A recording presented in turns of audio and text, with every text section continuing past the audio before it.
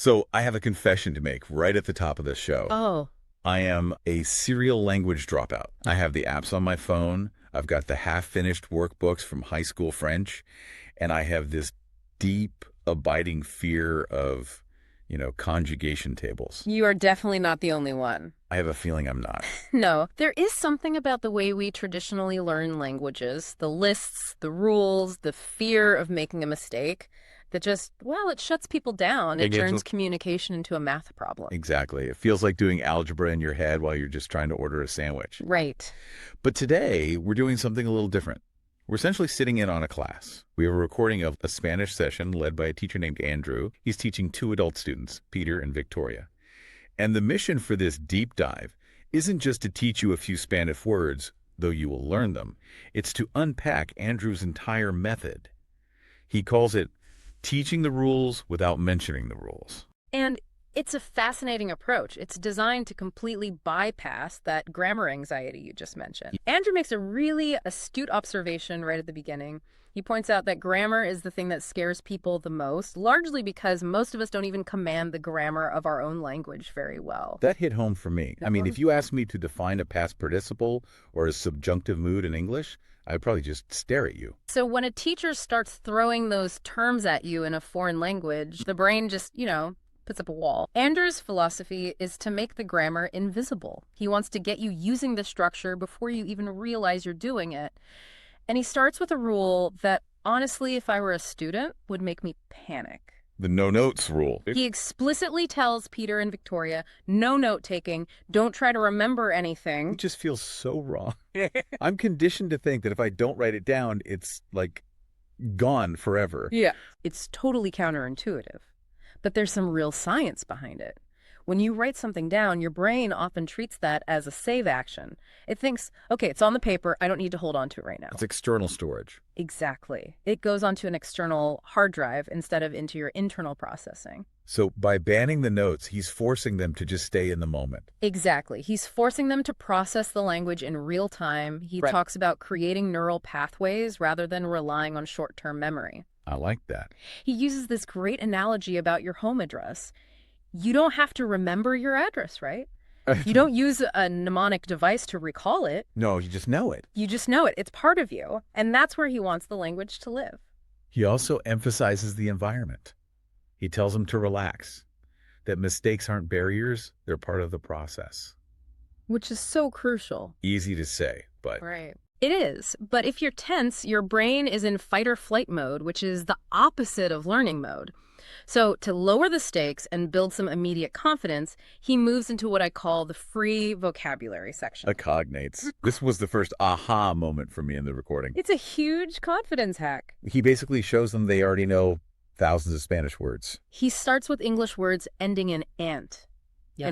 Important, constant, relevant. And the rule is basically just you add an E. Pretty much. Important becomes importante. Constant becomes constante. Relevante. Exactly. And then he flips it to words ending in "int." Right, different. Becomes diferente. Excellent becomes excellente. Efficient. Efficiente.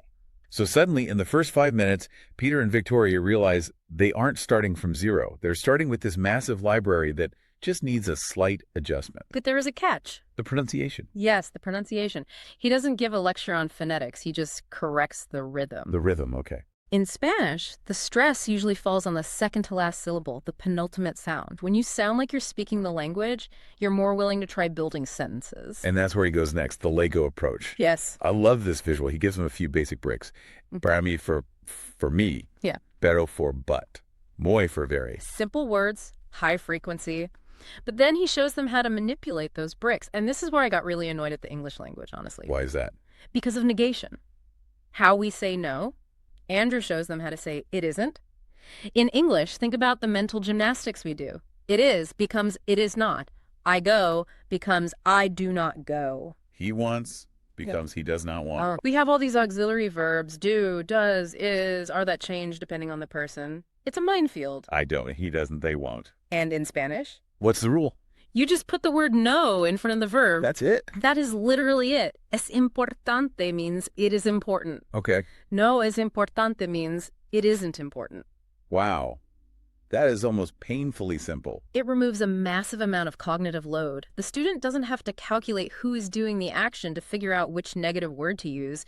You just drop the no brick in front of the verb brick. And you can hear it in the recording. Peter and Victoria start stringing these long, complex thoughts together almost immediately. Andrew has them building sentences like, "It is very efficient, but it isn't constant." Es muy eficiente, pero no es constante. That sounds like a sophisticated sentence. If I heard someone say that, I'd assume they'd been studying for months. Exactly. It involves adjectives, conjunctions, negation, cognates. But because he built it brick by brick, they aren't thinking about grammar rules. They're just snapping Legos together. Okay, but eventually you have to deal with the monster under the bed. Verbs. Conjugation. I have, you have, he has. This is usually where the wheels fall off for me. And this is where Andrew pulls his smartest move. I call it the 4-for-1 deal. Okay. He introduces the word usted. Which is the formal you. Right. Now, usually language classes start with IO, but there's a really strategic reason to start with usted. Is it because the verb form for you does double and triple duty? Exactly. In Spanish, the conjugation you use for usted is the exact same one you use for he, she, and it. So wait, if I learn the word for you have, I automatically know he has, she has, and it has. You got it. Learning one word gives you 4 subjects. If you learn tiene, which means you have, you can also use it to say he has, she has, or it has. That is wildly efficient compared to learning the I form, which is usually totally different. The I form usually ends in O and it's unique to itself. Tengo, I have. Quiero, I want. Right. But by starting with the formal you, he gives the students the maximum amount of conversational power with the minimum amount of memorization. He also uses some pretty memorable and frankly kind of silly mnemonics to help them remember these verbs. For the verb to know, saber, he tells them you have to be a savant to know things. And for I want quiero, he uses quiero. I want the key to the arrow, quiero. It's ridiculous. It sounds ridiculous, but that's why it works. It creates a sticky image in the brain. It's a hook to hang the word on while that neural pathway is being paved.